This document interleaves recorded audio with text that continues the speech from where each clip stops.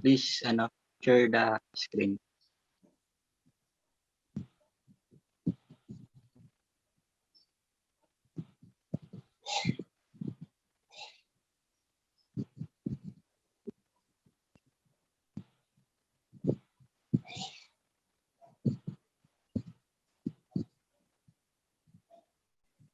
Okay, everyone.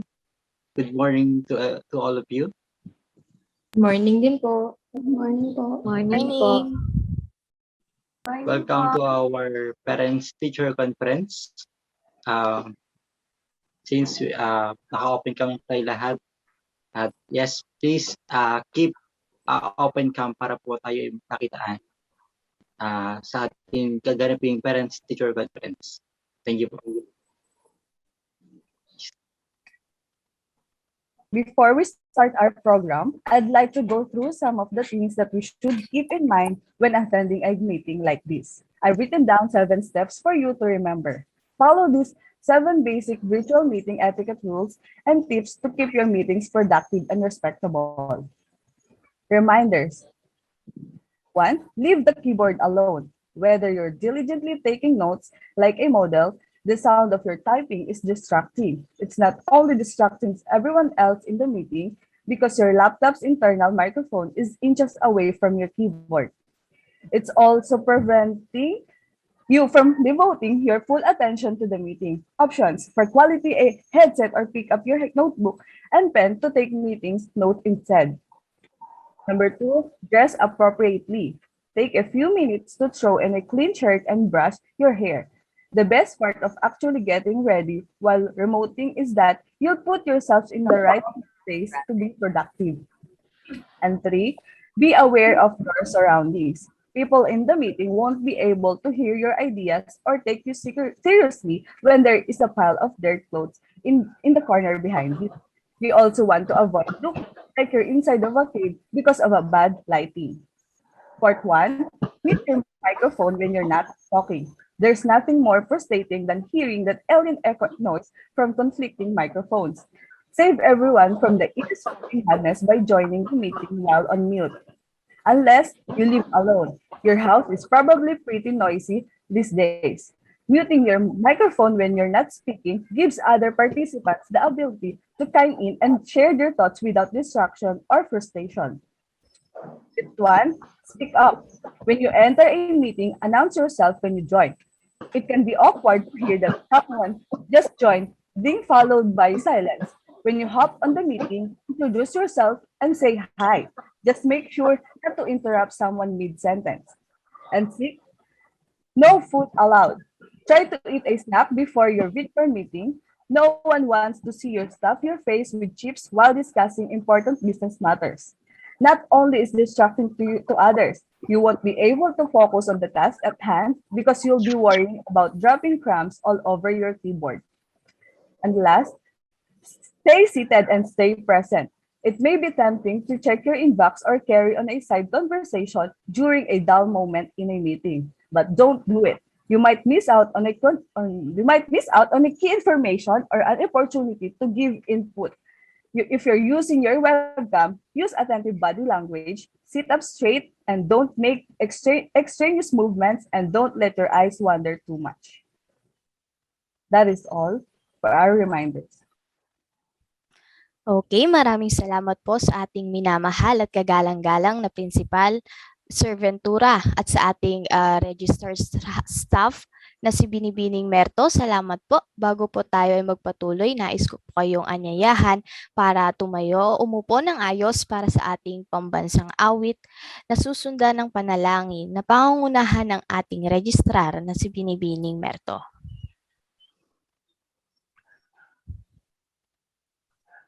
Kababayan, ang pambansang awit ng Philippines.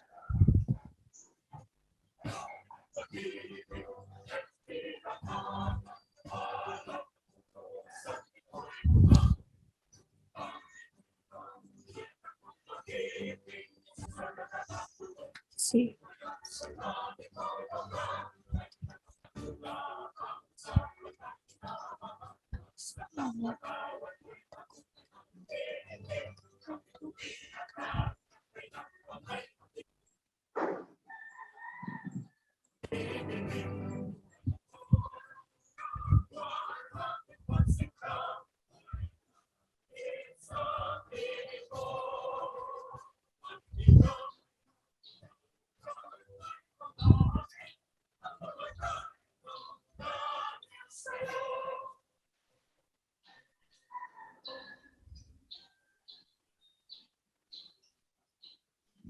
kababayan,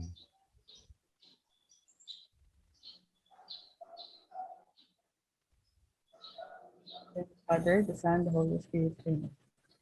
God of grace, we open our hearts and minds and souls to you, to worship to you. Thank you for that day we dwell in your kingdom and live in your presence. Thank you that as we gather together, we join with all Christians across the world to glorify your holy name. Come be with us, inspire us, and lead us in our time together. We ask all this in the beautiful name of Jesus. Amen.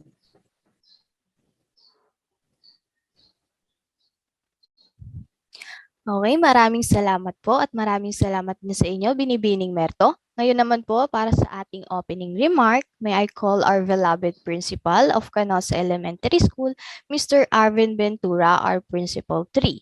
Palakpakan po natin siya.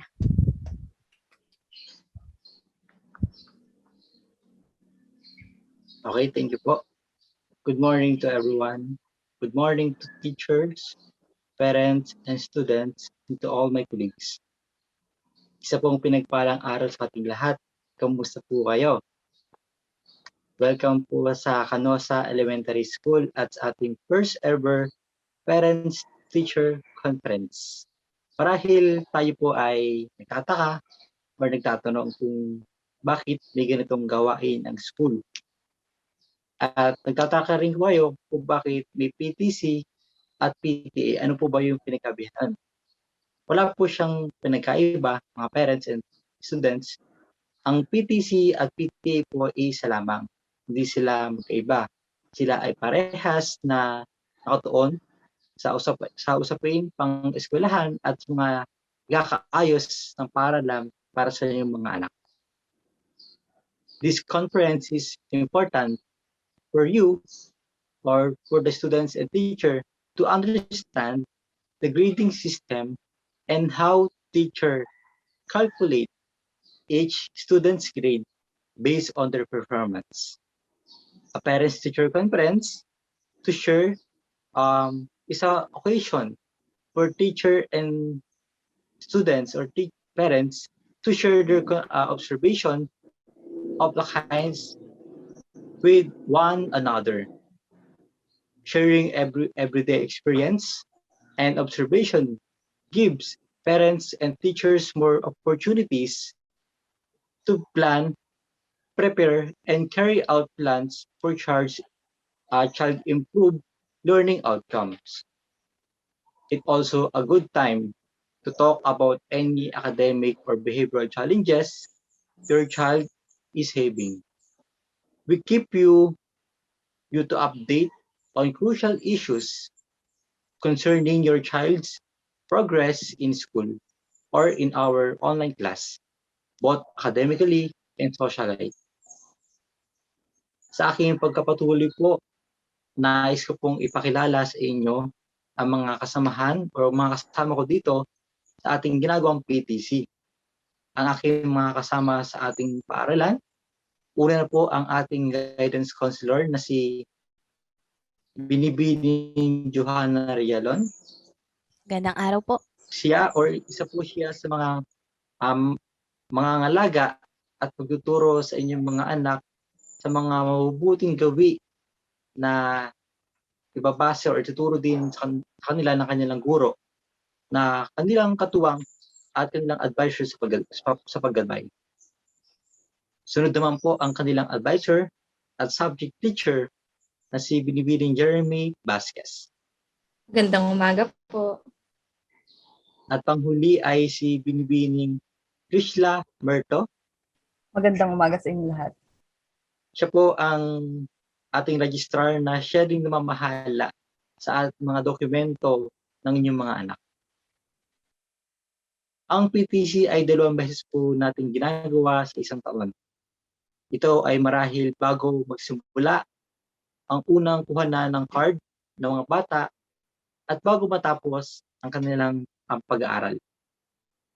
Ang PTC nito ay nagalayo na ipapatid sa inyong lahat, lalo na po sa mga minamahal naming mga magulang at ang grading system at iba pang mga paaralan o paraan sa pagkatuto sa inyong mga anak ay mababago dahil sa patuloy na paglaganap ng coronavirus, kung kaya't mababago din po ang ating paraan ng pagtuturo. Muli, maraming salamat po sa inyong lahat sa pagdalo sa ating PTC. Nawa ang lahat po ay makinig upang maging maayos ang ating sistema sa ating paaralan. Kung may magiging katarungan man kayo, magbibigay po kami ng oras mamaya upang magtanong at sagutin sa abot ng aming makakaya. Maraming salamat po. Maraming salamat sa ating butihing principal. At ngayon po atin na makilalanin ang kanilang advisor at ang subject teacher nila na siyang mangangalay at magtuturo sa pamamagitan ng online learning na si Binibining Vasquez. Gandang umaga po ulit sa ating lahat. Maraming salamat po. Good morning to everyone. To continue the Parents-Teacher Conference of CES, una po kami ay lubos po kami nagpapasalamat sa inyong pagdalo sa ating PTC kahit na po kayo ay tayo ay nasa online, tumugon po kayo. Ako po ang kanilang advisor at magiging subject teacher na siyang mag-tutor at maggagabay sa inyong mga anak upang mapabuti ang kanilang pag-aaral. Yun lamang po at maraming salamat. Maraming salamat, Binibining Vasquez.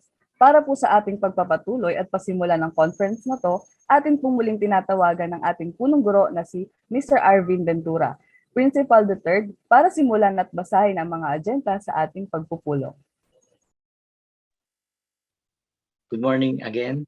So, upang formal na simula ng ating conference na ito ay nais ko po munang basahin ang mga agenda para sa conference na ito na ating ginagawa upang malaman kung para saan nga ba ang Parents-Teacher Conference sa taon na ito. Unang agenda po ay para sa responsibilities and feature of teacher, learners, parents of implementation of distance learning, and students code to conduct in distance learning. Number 2, presentation of assessment of students and students' performance. And number 3 is grading system and reporting rates.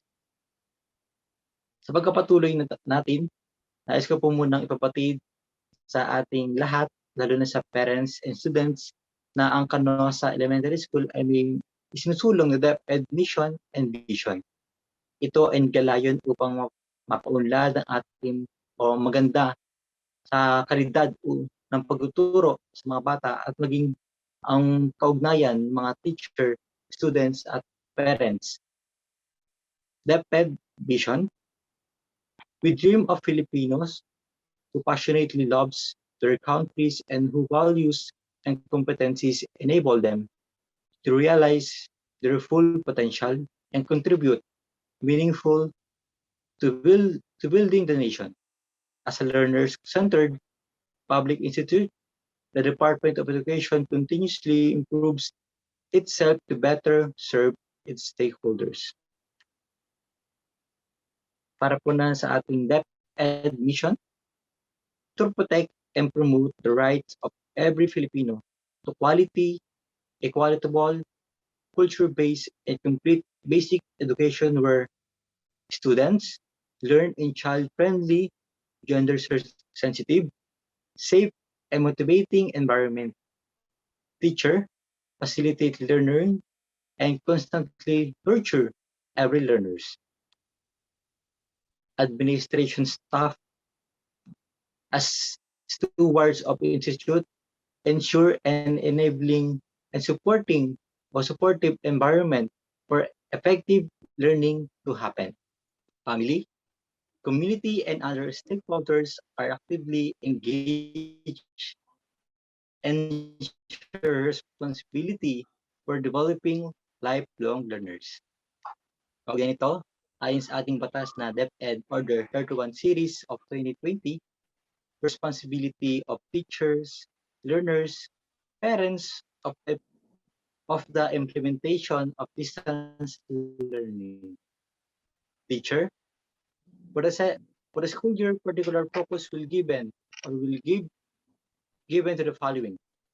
Number 1, designing the assessment to allow for flexibility in multiple modalities. Number two, communicating to learners and parents, guiding guardians, and design standards for grading the assessment. Number three, setting up mechanics to monitor and record progress remotely. Number four, giving timely, constructive, and relevant feedback. And number five, facilitating remediations for learners who need further guidance. Letter B, learners. Learners are expected to be practice updating the teachers on their situation, progress, and challenges encountered. A non-mandatory self-monitoring tools, or CACE, may be accomplished independently or with the assistance of 10-day parents, guardians, if necessary. It is not required to accomplish the self-monitoring tools, but it's huge and highly recommended to keep track of learners' academic progress. Letter C, parents and guardians. DepEd aim to develop independent learners who can study and work on their own. However, in this school year, the implementation of distance learning modalities, parents and guardians will play a crucial role in, in guiding their children in adapting the change in distance learning progress. It is assist us the assessment proceed by number one, communicating with the parents to give an update on their child situation, progress, and challenges encountered. Number two, guiding their children in accomplishing the assessment tasks and monitoring tools designed by their teachers. At upang ipaliwanag naman sa atin ang mga school rules at regulation, narito po ang ating guidance counselor upang ipaliwanag ito. Maraming salamat po.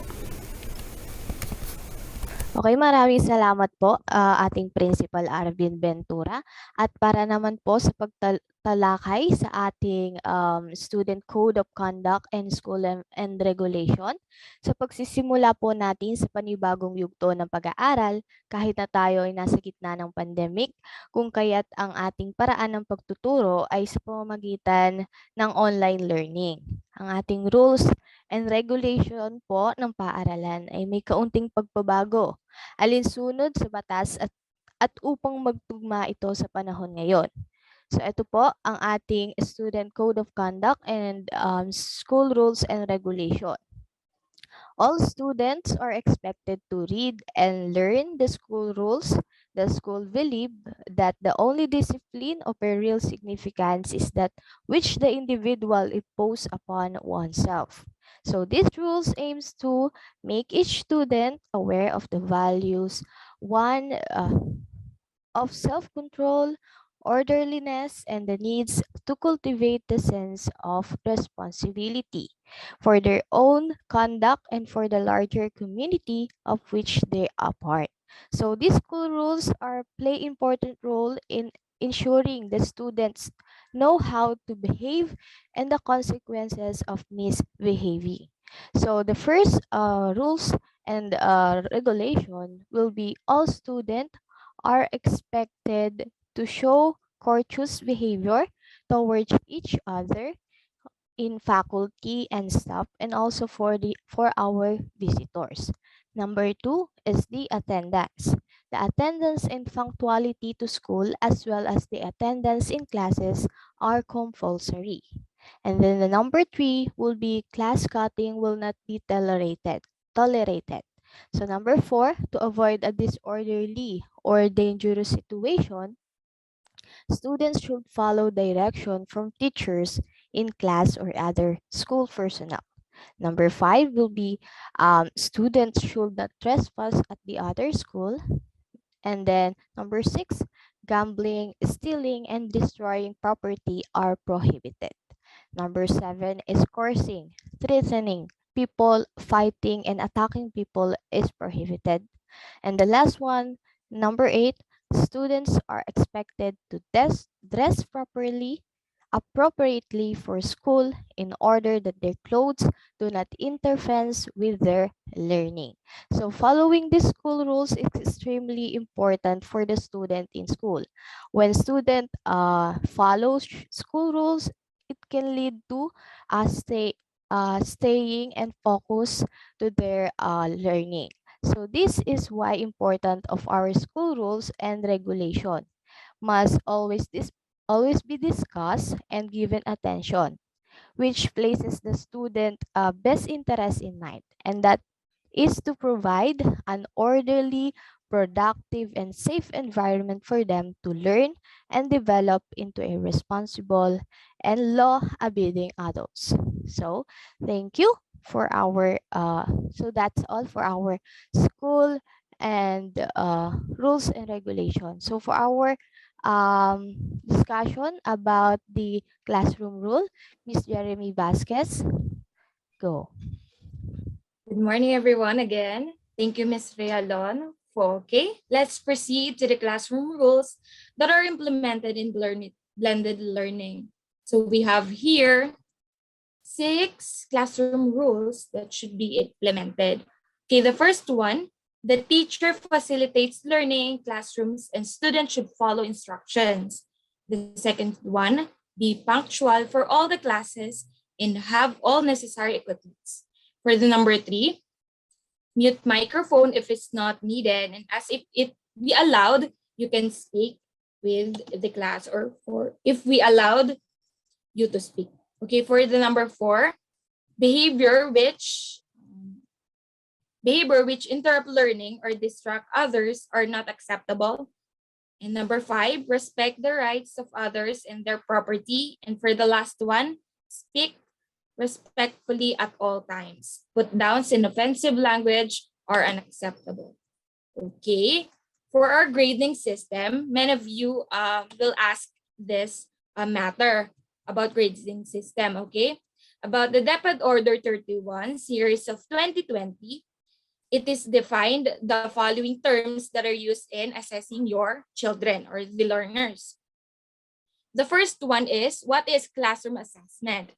Okay, it is an ongoing process of identifying, gathering, organizing, and interpreting quantitative and qualitative information about the learners, what they know and what they can do.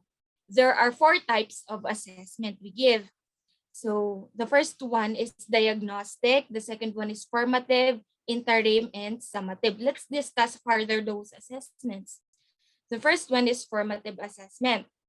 It is a process that involves teachers using evidences about learners, what they know and what they can do to inform and improve teaching process.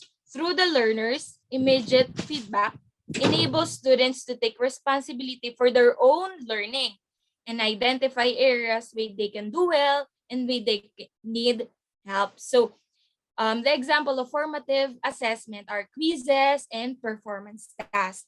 So the next one is summative assessment. It is an assessment that is usually administered toward the end of the learning period to measure the extent to which the learners have mastered the essential learning competencies, the results of which are recorded and are used to report the learner's achievements. Again, the summative assessment is given at the end of the learning period. So the example of the summative assessment are quarterly tests and summative portfolios.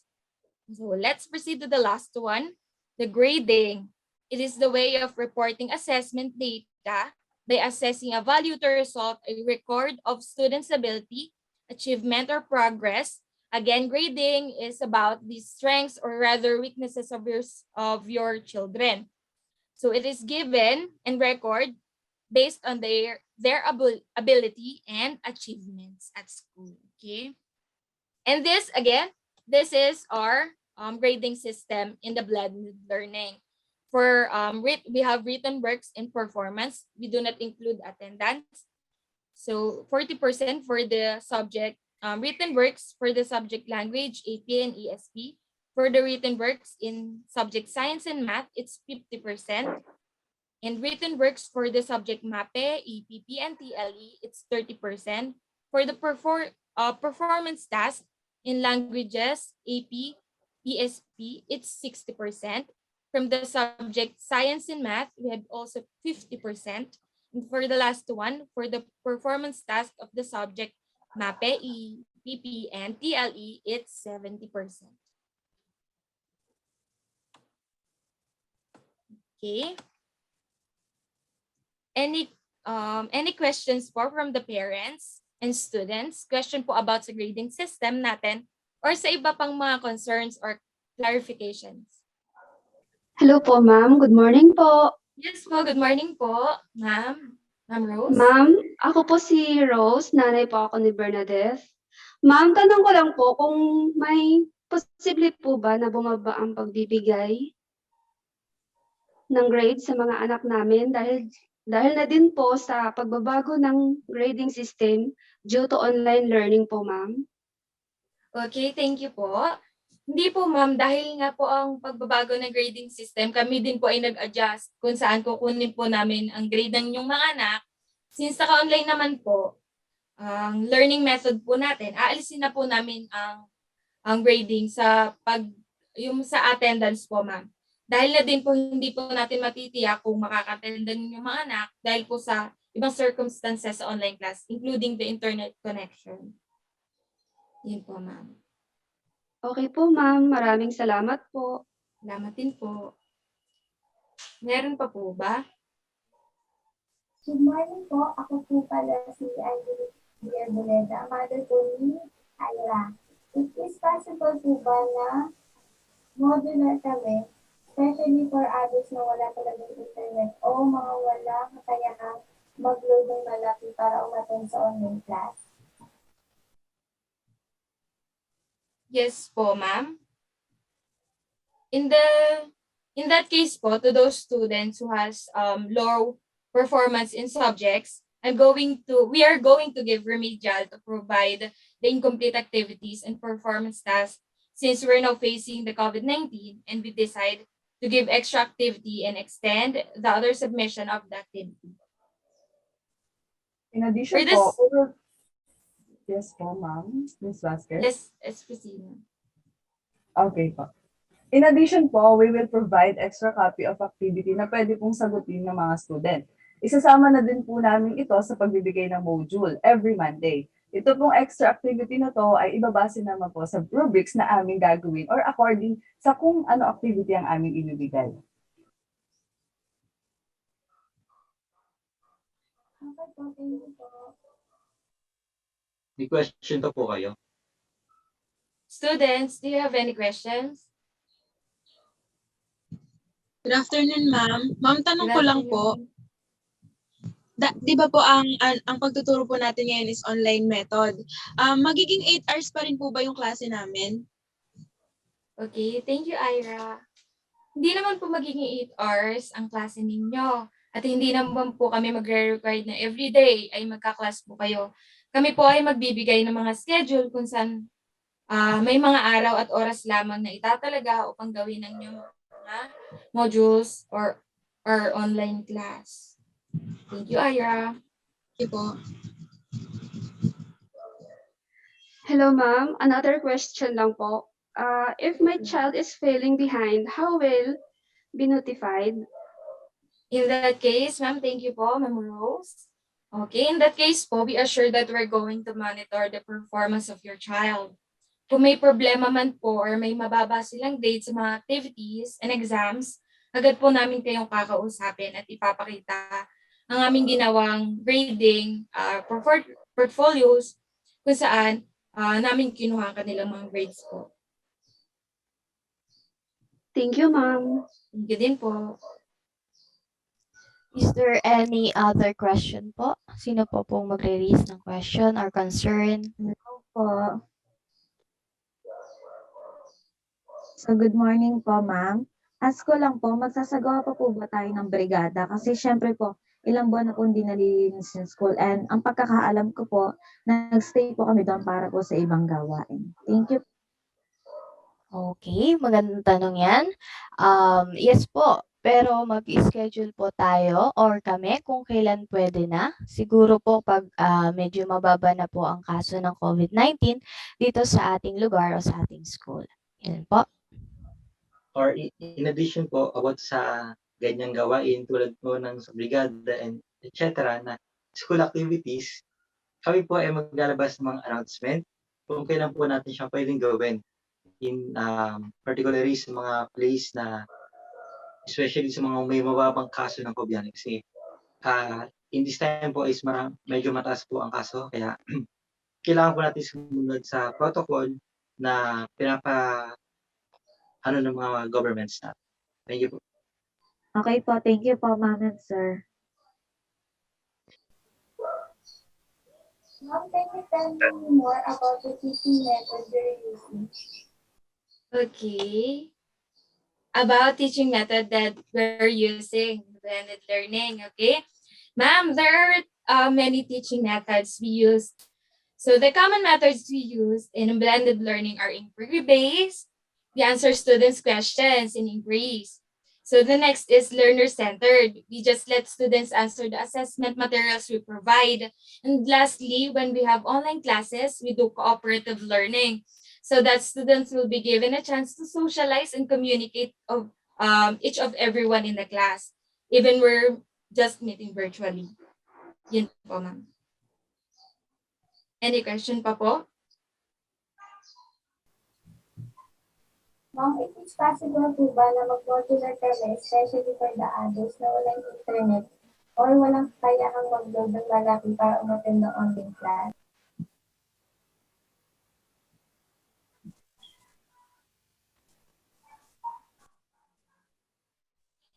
Thank you po, ma'am.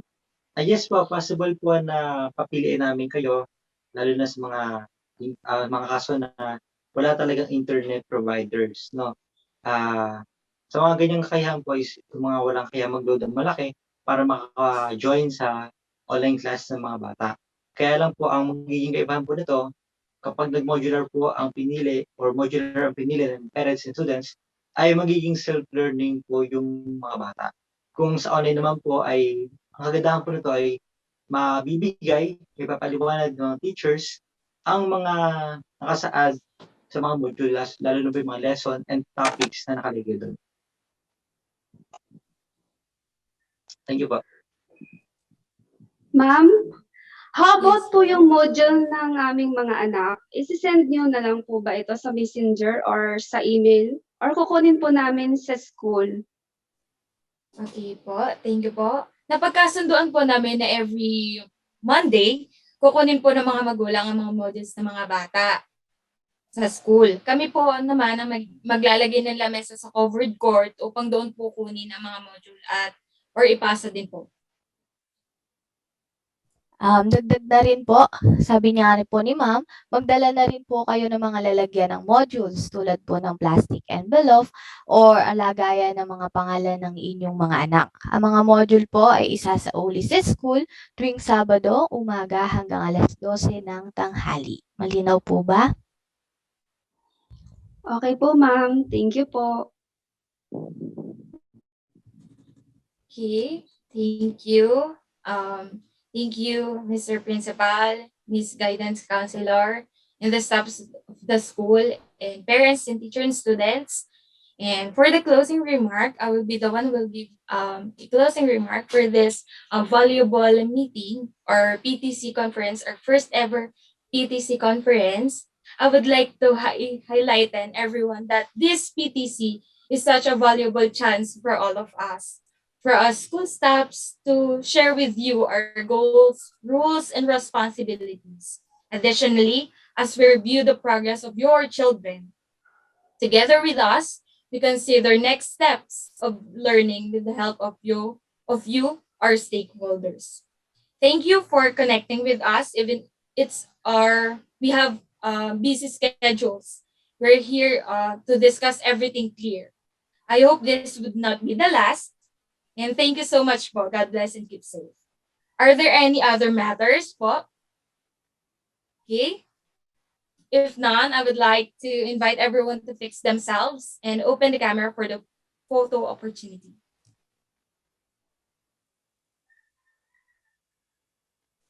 Okay po. One,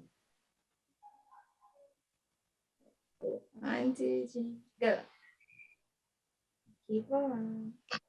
One more time pa po. Smile po kayo. 1, 2, 3. Go. Jo, pa-picture din ako. Okay, thank you. Isa lang ako. Yung wala kayang presentation, picture. Naka-ano lang tayo dalawa. Okay, wait. Minutes lang naman eh. 9 minutes pa o picture 9 minutes. Okay. Layo kasi yung liit kasi ng kamay ko eh. 1. Balik ka lang. Ganun o. Iabot. Okay. 1, 2, 3. May time sa taas. 1, 2, 3. Smile. Isa pa. 1, 2, 3. Smile. Yan. Okay na. Naka-record pa rin to eh.